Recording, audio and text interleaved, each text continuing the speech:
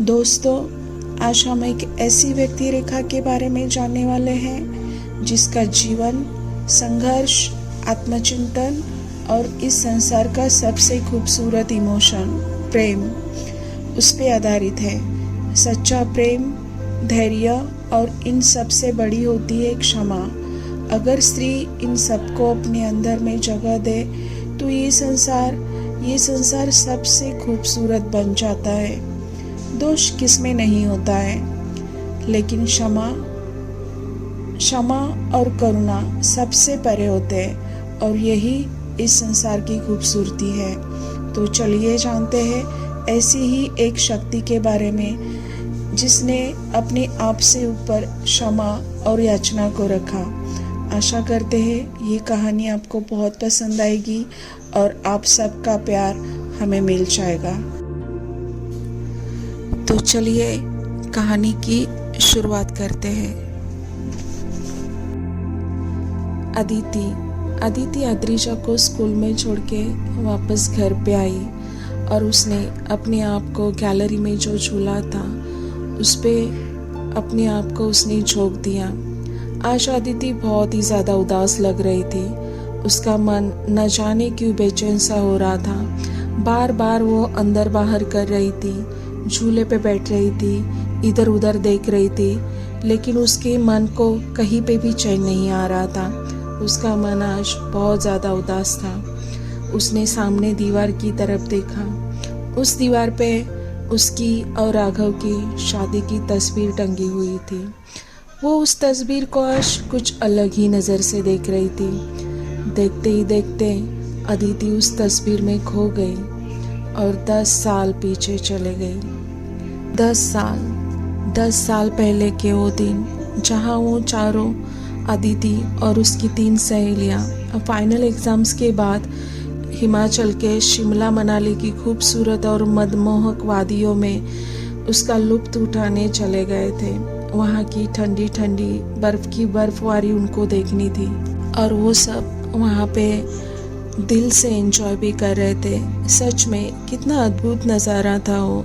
क्या देखें और क्या ना देखें, चारों मानो उन नज़ारों में अपने आप को एकदम से भूल गई थी। ऊपर से दिसंबर का मंथ था। वहाँ पे दिसंबर मंथ में एक्सट्रीम लेवल की बर्फबारी होती है और उस बर्फ़ की ठंडक अभी शरीर को महसूस भी हो रही थी। चारों अपनी ही धुंध में मस्त एक दूसरे पे बर्फ फेंकते थे, खेल रहे थे, घूम रहे थे और एंजॉय भी कर रहे थे। ऐसे ही खेलते कूदते वो चारों एक दिन मनाली की मॉल रोड पे शॉपिंग के लिए पहुंच गए। हवा में ठंड की लहर तो थी ही, ऊपर से बारिश भी रुकने का नाम नहीं ले रही थी। अदिति और उसकी फ्रेंड्स ने बारिश की मार से बचने के लिए एक शॉप का सहारा लिया। वो चारों वहीं पे रुक गए। तकरीबन आधा घंटा हो चुका था। अदिति, चलो, कहाँ खोई हो? शाम भी हो गई है और बारिश भी रुक गई है। होटल चलते चलते हमें देर हो जाएगी, शॉपिंग भी तो करनी है। मिश्री ने अदिति को बड़े प्यार से ही लेकिन ज़ोर से हिलाते हुए कहा, क्योंकि अदिति वो सब नज़ारे देखने में खो गई थी।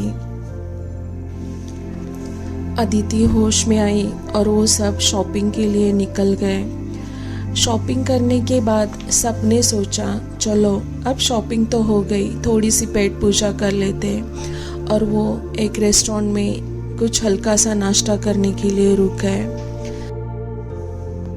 उसी नाश्ते के टेबल पे साक्षी ने सबसे एक बात छेड़ी, और बताओ आगे सबके क्या क्या प्लान्स है? किसी ने कुछ बताया नहीं अपने बारे में, आगे क्या करना है, क्या नहीं करना है, क्या सोचा है फ्यूचर के बारे में। मिश्री ने कहा, अभी तक तो मैंने कुछ सोचा नहीं है। साक्षी बोलती है, घर वालों पे डिपेंड है, वो जो सोचेंगे वो मैं कर लूँगी। अदिति ने कहा, मैं आगे अपनी पढ़ाई कंटिन्यू करना चाहती हूँ, मैं आगे MBA करना चाहती हूँ। और सब ने नाश्ता ख़त्म करके होटल की तरफ चलने लगे। उन सब को आज सुबह का वो इंसिडेंस याद आ रहा था। वो हैंडसम लड़का याद आ रहा था जिसने आदिति के लिए एक फूलों का गुलदस्ता भेजा था। वो चारों पिछले 8 दिनों से ये ट्रिप एंजॉय कर रहे थे, लेकिन ये जो इंसिडेंस हुआ था इन सब से वो थोड़े से डिस्ट्रैक्ट तो हुए थे। उनकी मस्ती में थोड़ी सी सीरियसनेस आई थी।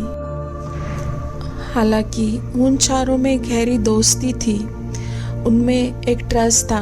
बचपन से ही वो चारों गहरे दोस्त थे, वरना घर से इतना दूर अनजान शहर में कैसे ही आते भला।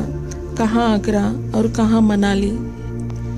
भूल गए थे वो चारों सब कुछ, अपने आप में ही खो गए थे शिमला मनाली की उन खूबसूरत और मनमोहक वादियों में। और इनकी उस एंजॉयमेंट में राघव ने उनको कहीं ना कहीं डिस्टर्ब तो किया था, वो फूलों का गुलदस्ता भेजकर। राघव वही लड़का है जिसका मैंने अभी थोड़ी देर पहले आपको जिक्र किया। राघव पिछले 4 दिनों से उन सबको फॉलो कर रहा था। जब से उसने पहली बार आदिति को देखा था, वो उसकी खूबसूरती का दीवाना बन चुका था और वो चारों जहाँ भी घूमने चले जाती थी वो उनका पीछा करते करते वहाँ पहुँच जाता था और उन चारों को इस बात की भनक तक नहीं थी। हालांकि आदिति ने ये सब नोटिस तो किया था, लेकिन उसको ऐसे लगा कि शायद ये कॉन्सिडेंस हो सकता है, शायद ये संयोग हो सकता है, इसीलिए उसने उसको इग्नोर किया था। अगली सुबह वो सब झील के किनारे घूमने गए थे। थोड़ा आगे जाके देखा तो राघव का गाइड भी उनके साथ चल रहा था। वो लोग आज बार बार एक दूसरे को टकराते थे। आखिरकार राघव और उसका गाइड एक फूलों की दुकान पे रुक जाते हैं। राघव आदिति के लिए एक फ्लावर का बुके खरीदता है और गाइड को देते हुए कहता है कि वहाँ पे जो वो मैडम खड़ी है ना, उनको ये फ्लावर का गुलदस्ता देकर आओ। हालांकि वो चारों दूर खड़ी रहकर ये सब देख रहे थे, लेकिन कोई किसी से कुछ भी बोल नहीं रहा था। राघव का गाइड आता है और आदिति को वो फूलों का गुलदस्ता देता है और आदिति वो स्वीकार भी करती है। वापस मुड़ते टाइम वो उन चारों के गाइड से बोलता है, कल हम यहाँ की एक सीक्रेट प्लेस है दूर पहाड़ियों पे, वहाँ पे चलेंगे।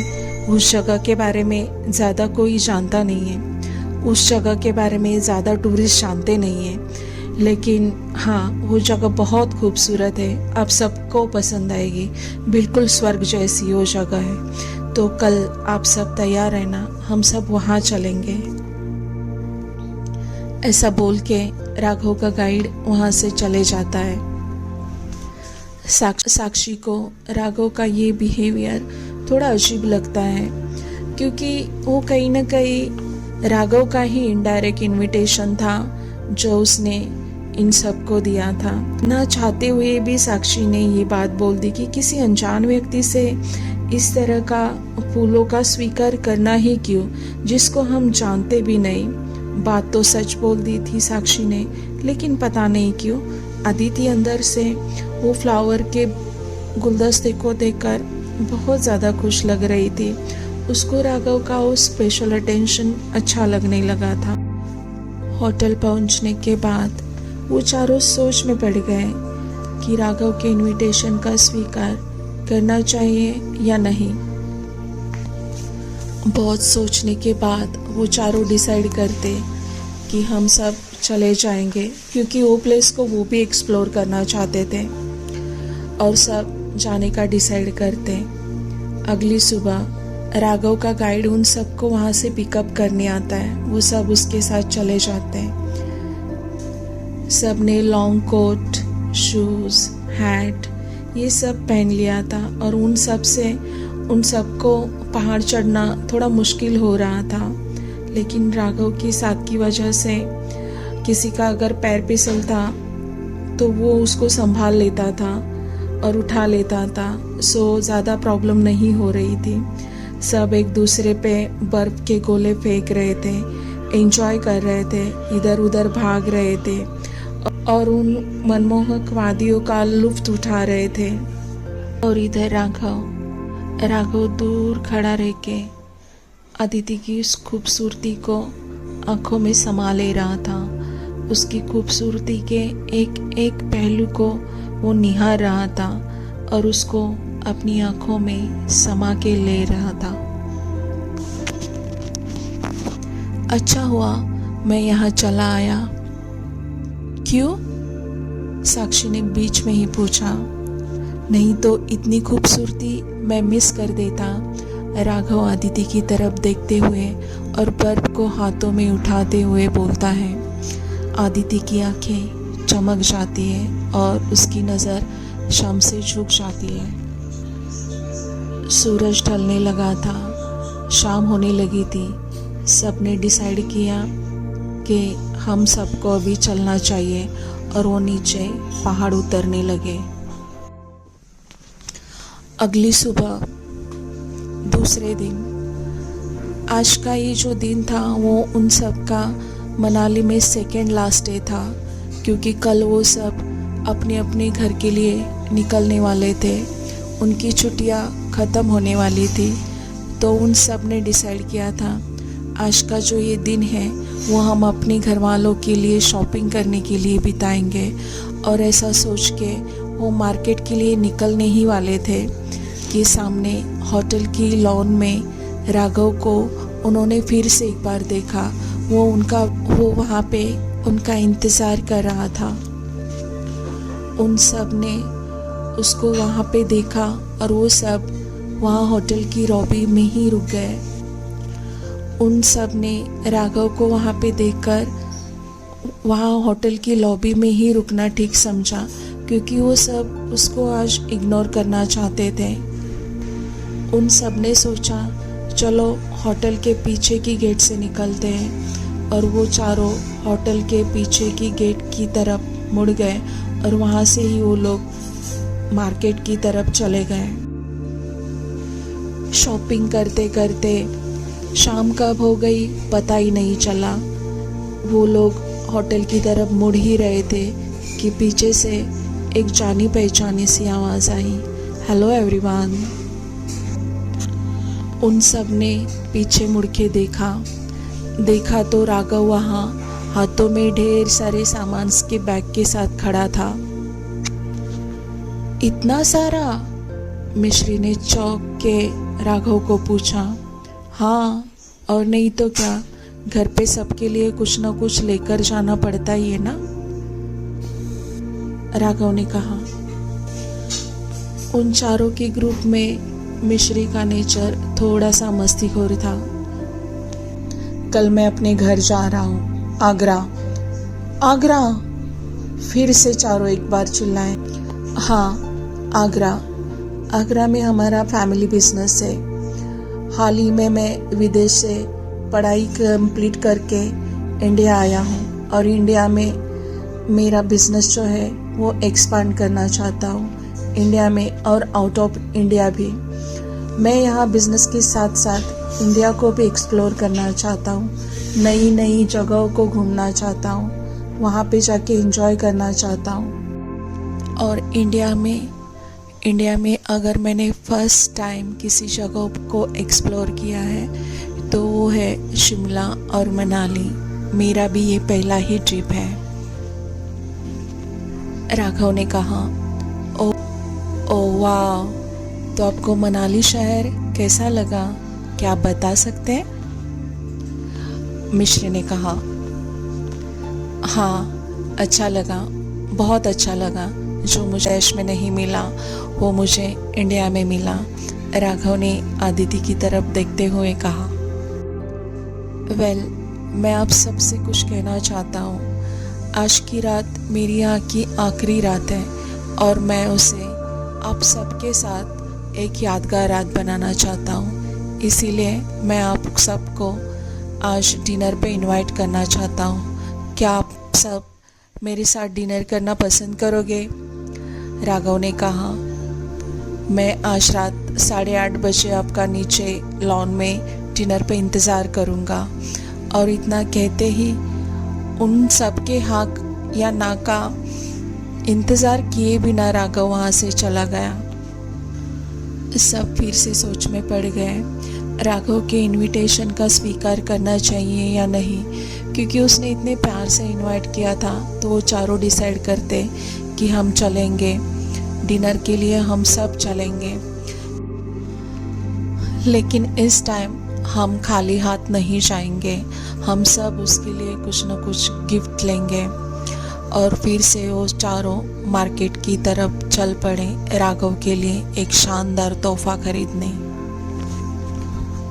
रात 8 बजे सब रेडी होके डिनर के लिए होटल से निकलते। अदिति आज बला की खूबसूरत लग रही थी। उसने ब्लैक कलर की सिल्क की साड़ी पहनी हुई थी, उसके माथे की बिंदी चमक रही थी, उसने अपने बालों को खुला छोड़ा था और उसके कान की बालियां उसकी खूबसूरती में चांद चांद लगा रही थी। उसके कान की बालियां उसकी खूबसूरती में 4 चांद लगा रही थी और उसकी ये खूबसूरती देख और ये सब देख के राघव के होश उड़ गए थे। डिनर टेबल पे सब शांति से डिनर कर रहे थे, कोई किसी के साथ बात नहीं कर रहा था। राघव भी आज ज़्यादा बात नहीं कर रहा था। थोड़ी देर के बाद राघव ही कहता है, हम फ्यूचर में मिलेंगे ना? उसके सवाल पे साक्षी कहती है, आप बड़े आदमी हो राघव जी, आप हमें भूल जाओगे। यहाँ की बात अलग है, यहाँ पे आप एक वैकेशन पे आए हो, इसलिए हम सबको इतना टाइम दे रहे हो। आप घर पे जाओगे तो अपने काम में, बिजनेस में व्यस्त हो जाओगे, तो आपको हम याद भी नहीं आएंगे। राघव हंसता है और वो साक्षी को कहता है, अरे वाह, आप ऐसा सोचती हो मेरे बारे में? अगर ऐसा सोचती हो तो आप बिल्कुल गलत हो। मैं आपको सामने से कांटेक्ट करूँगा, आप देख लेना। अब तो ट्रस्ट हो गया ना मुझ पे?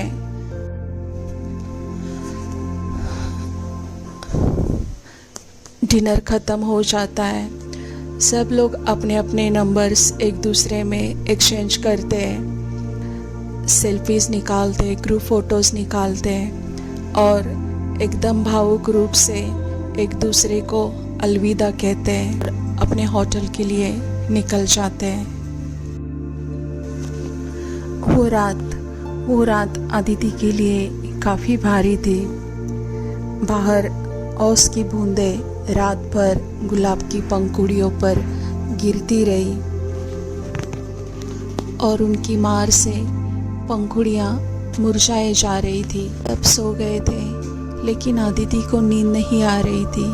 वो खिड़की के पास चले गई और उसने बाहर पूरी झील बर्फ की चादर से ढक चुकी थी और अपनी खूबसूरती को बढ़ा रही थी। अदिति बेड पर चली आई।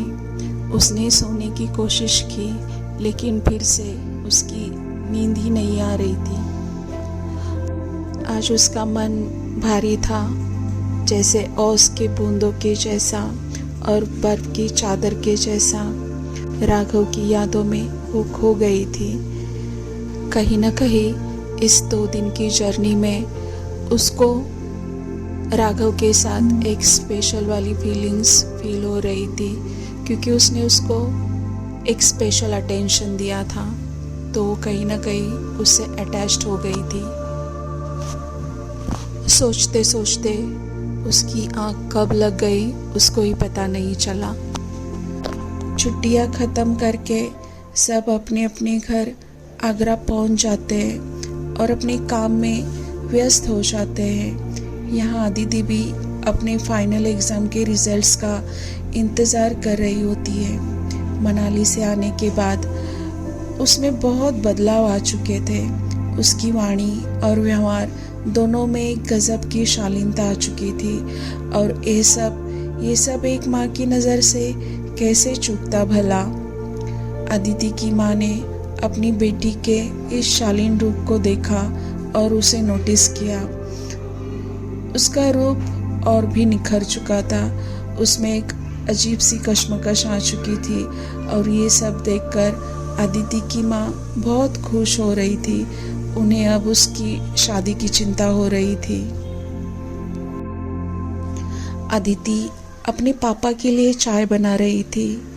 तभी अदिति की माँ ने अदिति के पापा से उसकी शादी की बात छेड़ दी।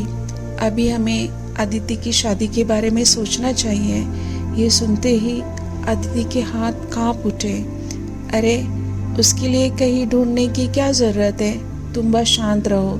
कहीं कोई राजकुमार गाड़ी में बैठ के खुद चले आएगा, तुम्हारे सामने से तुम्हारी बेटी से शादी करके चला जाएगा, है ना मेरी गुड़िया रानी। और उनकी आंखों में पानी भर आया। सच तो यही था कि बेटी बड़ी हो चुकी है, कहीं ना कहीं उसके हाथ पीले करने तो है ही ना। लेकिन आज ऐसी अचानक से अदिति की माँ बात छेड़ेगी, इस बात का शायद अदिति के पापा को पता नहीं था। उन्होंने अभी तक इस बारे में सोचा ही नहीं था, क्योंकि वो अभी उसे गुड़िया रानी ही समझते थे। वो नहीं समझते थे कि उनकी गुड़िया अब बड़ी हो चुकी है। राजकुमार की बात उठते ही अदिति के सामने वही मनाली की यादें आने लगी। हाथों में फूलों का गुलदस्ता, बर्फ पे चलते समय दोनों की एक साथ हुई उन कदमों की आहट, फूल से सजी हुई नाव, वो धूसर हवाएं, वो मनाली की खूबसूरत वादियाँ और बहुत कुछ। अदिति उन यादों में फिर से डूब गई। वो सब अदिति भूल के भी भूल जाना नहीं चाहती थी। वहाँ से आने के बाद अदिति राघव की यादों में खो गई थी।